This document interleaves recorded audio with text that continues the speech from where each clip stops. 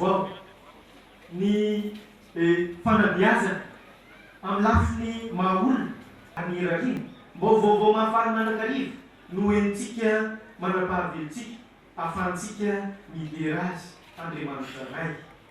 Dia eo antsointsika hatrany azy ny tsodran'Andriamanitra sy ny fitaovana rehetra misy ato no manana hely tamin'ny ezaka sy ny fomba kanto. Ataovy mampitany marina ireo rehetra hiasa eto. Ataovy mampitompo ny fitiavana sy ny firaisan-kina mandrakizay mandrakizay. Amen.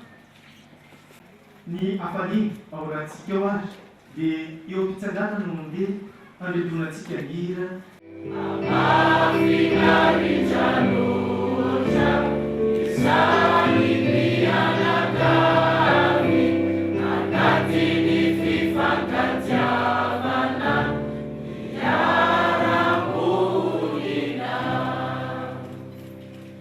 Engany Andriamanitra mpahary ny zavatra rehetra, tsy mitsahatra manao zava-mahagaga mba hanazava ny saintsika, ahafantarantsika azy amin'ny fomba feno kokoa, ary koa aretantsika miasa ampiroborobo ny fahamarinana sy ny fiatanana.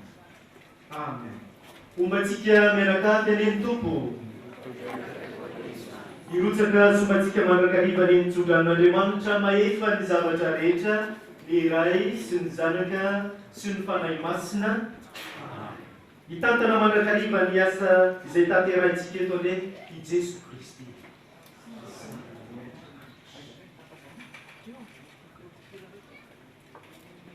Sotra ndrindra ao ampery, petraky tsika amin'ny asa.